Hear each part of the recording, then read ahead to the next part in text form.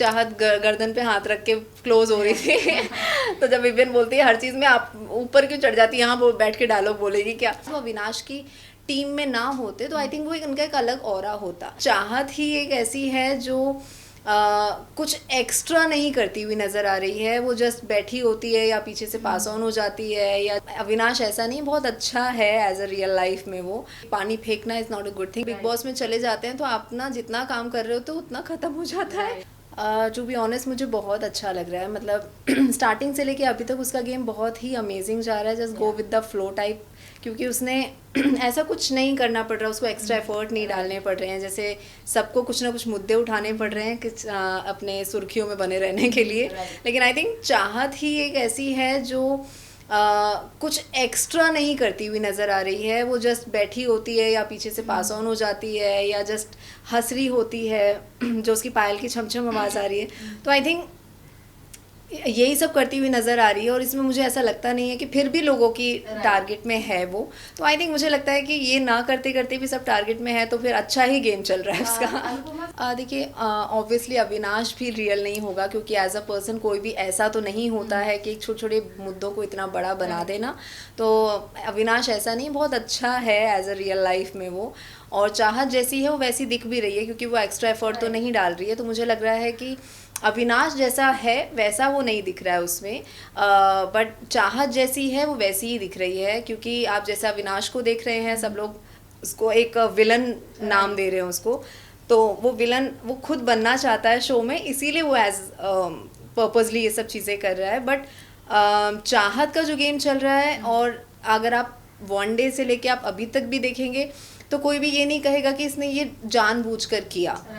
चाहे कोई भी चीज़ें हों। अभी कल के एपिसोड में भी अविनाश की उसने तारीफ़ की है कि हाँ वो बहुत ही डाउन टू अर्थ है, बहुत ही हम्बल है, काम बहुत अच्छे से करता है। तो आई थिंक अगर वो उनकी नहीं बनती है तब भी अगर चाहत उसकी बड़ाई कर रही है तो आई थिंक उसमें चाहत अपना एक होता है ना एज अ पर्सन दिखा रही है कि वो कैसी है। तो मुझे लगता है कि वो जैसी दिख रही है वैसी ही है, वरना वो वहाँ पर बैक बिचिंग कर सकती थी, उसके पास मुद्दा था, लेकिन उसने नहीं कि उसने बोला या ही इज़ गुड। देखिए टू बी ऑनेस्ट मुझे स्टार्टिंग में लगा था कि चाहत ने गलत किया है, क्योंकि पानी फेंकना is not a good thing, क्योंकि मुझे लगा उसने खाना खाया है तो पानी क्यों फेंक रही है। बट बाद के एपिसोड में जब मैंने पूरा देखा तब मुझे समझ में आया कि अच्छा ओके, तो मतलब उसने किसी और का खाना खाया था और वो फ्रस्ट्रेशन रहती है अंदर कि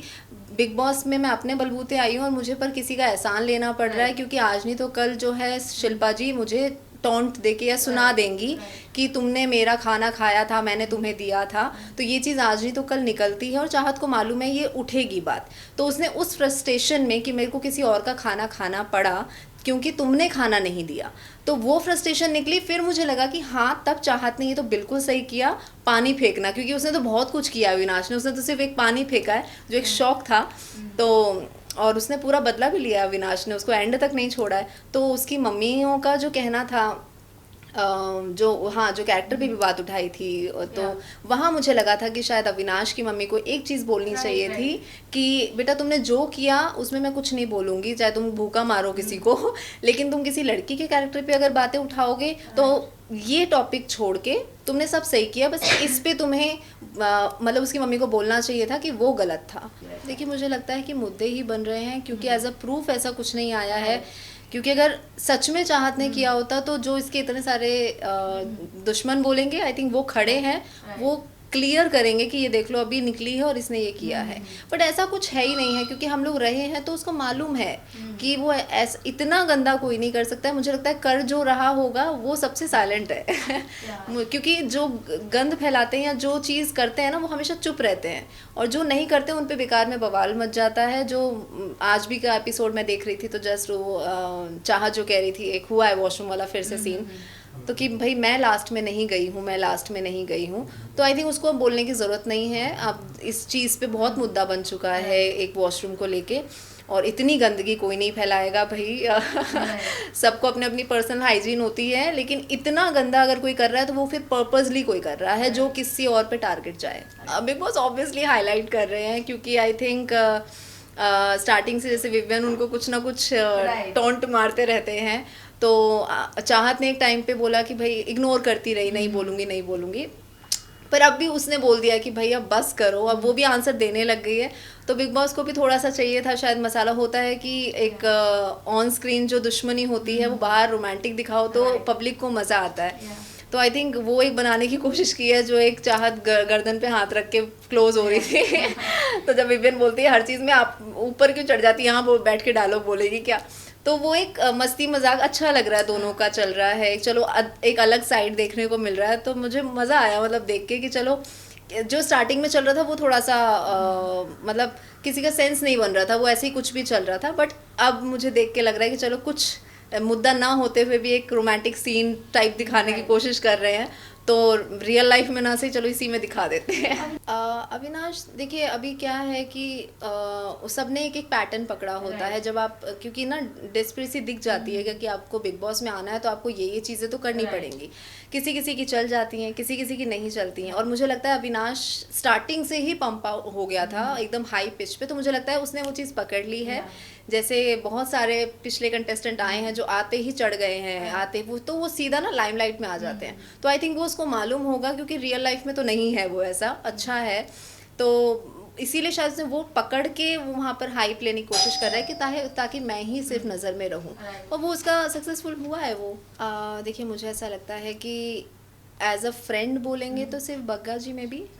एक ट्रू फ्रेंड बोल सकते हैं ना, वो बैक बिचिंग करते हैं ना कुछ ऐसा वैसा करते हैं कि एक साइड लाइन बने। और रजत भी काफी सपोर्ट, हाँ मतलब रजत हाँ पहले तो बिल्कुल नहीं थे, अब थोड़ा बहुत रहने लग गए हैं, और उनकी थोड़ा सा नोक झोंक में भी मज़ा आता है कि रजत पहले मुझे इतने नहीं थे पसंद, लेकिन अब थोड़ा सा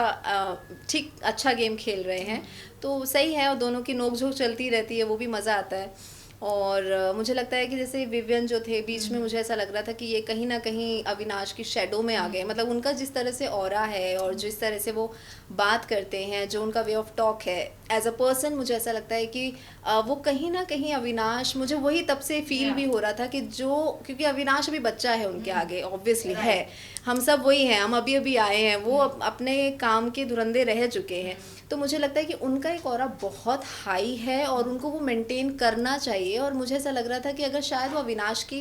टीम में ना होते तो आई थिंक वो उनका एक अलग ऑरा होता। अब अविनाश की टीम में आते ही वो कहीं ना कहीं दब जाते हैं, पता नहीं क्या रीज़न है। आई थिंक अविनाश भी मुझे ऐसा लगता है कि इतना ट्रूली नहीं उनको मानता है, तभी कई बार बोलता भी है कि ये डबल साइड खेलते हैं, अब ईशा को बोलते हुए देखा है मैंने, और उनको ये भी रहता है कि कहीं मैं शेडो में ना दब जाऊं, तो वो अपना व्यू ऑफ पॉइंट रखते हैं कि भाई आप ऐसा करो, आप ऐसा करो। और मुझे भी बड़ी हैरानी होती है कि विवियन अविनाश से आके पूछते हैं कि मैं ऐसा अभी क्या कर सकता है, मतलब वो ना इनडायरेक्ट पूछते हैं ताकि पब्लिक को ये ना लगे कि मैं उससे कुछ गाइडेंस ले रहा हूँ, पर वो पूछते हैं। तो मुझे ऐसा लगता है कि वो नहीं पूछना चाहिए, अपना एक व्यू पॉइंट स्ट्रेट रखो, फ्रंट पे रखो। आई थिंक उनकी सबको सुननी चाहिए जो उनका ऑरा है, पर मुझे ऐसा लगता है वो कहीं ना कहीं अविनाश की सुनते हैं तो वो थोड़ा डाउन चले जाते हैं, बीच बीच में गायब। देखिए अभी तक मुझे ऐसा समझ में आ रहा था कि चुगलियाँ, हाँ मुझे किसी मीडिया पर्सन ने भी कहा था कि उनका चुगलियाँ चाचियाँ नाम रखा है उनके ग्रुप का, तो मुझे भी ऐसा था अच्छा ऐसा रखा है क्या। तो अभी तक अगर मैं कहूँ मुझे इतनी कोई ख़ास नहीं है उनमें इंटरेस्ट ज़्यादा कि मैं उनके बारे में कुछ बोल पाऊँ, लेकिन अभी एक एपिसोड मैंने रिसेंटली देखा जो मतलब बोल सकते हैं कि चलो आपने जो किया, चुगलियाँ करते हो आप, ये सब करते हो, ये डाइजेस्ट हो जाती हैं चीज़ें कि आपका कुछ ना कुछ बिग बॉस में करोगे। लेकिन अभी जो सारा ने जो बवाल खड़ा किया था वो थोड़ा सा मेरे लिए बहुत शॉकिंग था, क्योंकि सारा ने बोला पति पत्नी और वो, मतलब ये बहुत बड़ा एक लड़की के लिए स्टेटमेंट है, एक एलिगेशन है उसके उस पर। तो मुझे लगता है कि एलिस या ईशा किसी को तो वो एक बवाल बनाना चाहिए था कि तुमने ऐसा बोला कैसे,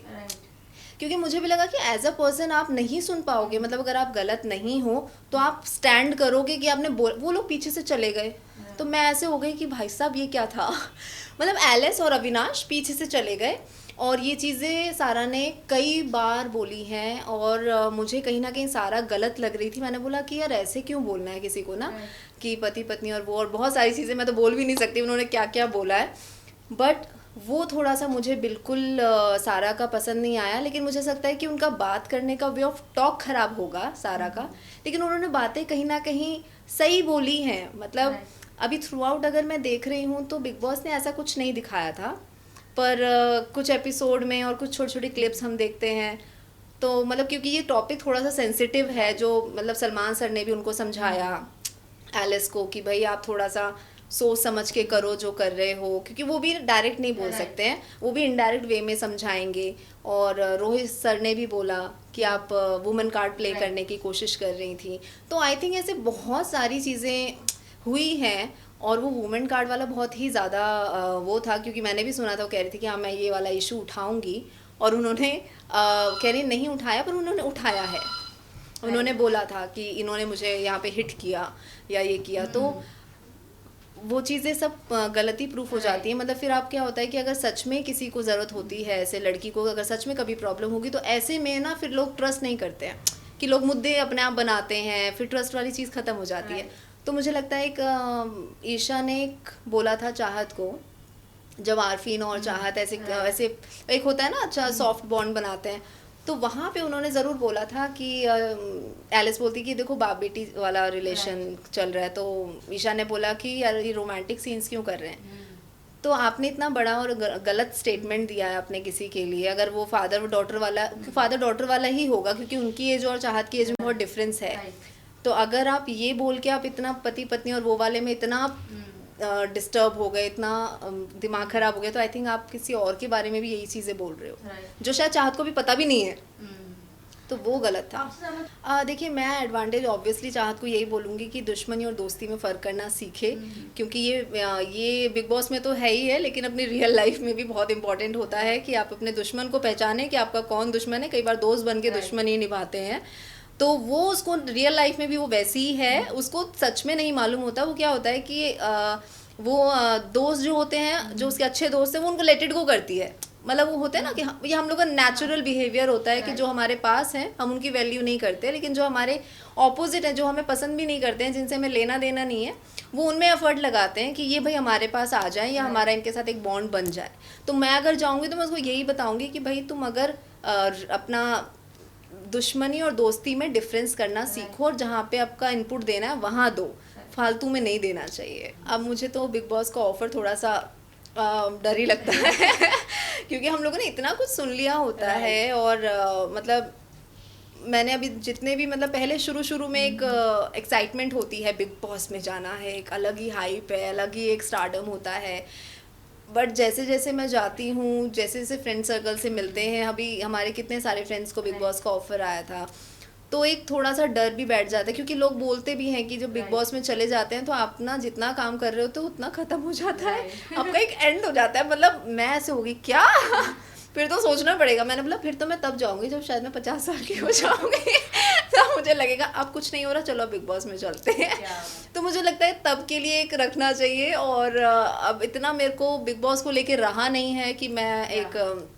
जाऊं, अगर मैं गई भी तो एक घूम घाम के वाली सिचुएशन होती है ना, वैसे करके मे बी मैं आ जाऊं, वो वाली है। लेकिन हाँ मतलब बिग बॉस का एक अलग पहले के टाइम पे बहुत था, क्योंकि अब इतना सीज़न निकल गए हैं और फर्स्ट सीज़न से इतना, तो एक देख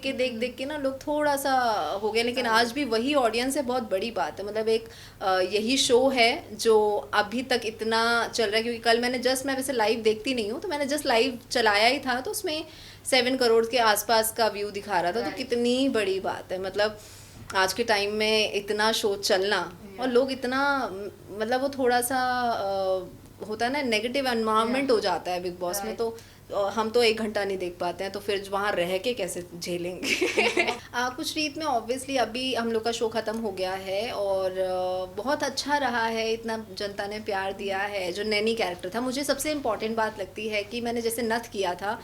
तो वो चाहे 1 साल चला हो, लेकिन ये मैंने 3 महीने किया, लेकिन उतनी ही पॉपुलैरिटी, उतना ही प्यार जनता का मुझे मिला है। तो मेरे जो थोड़ा दिल के करीब भी मैं जिसको बोल सकती हूँ, वो मेरा कुछ रीत रहा है। मतलब ऐसा नहीं होता कि आपका जब बहुत लंबा शो चलेगा वही आपके करीब होगा, वो एक अलग साइड है, वो है, लेकिन उतना क्लोज नहीं है जितना, मतलब कुछ रीत अलग है। मतलब थोड़ा सा जैसी मैं हूँ वैसा ही एक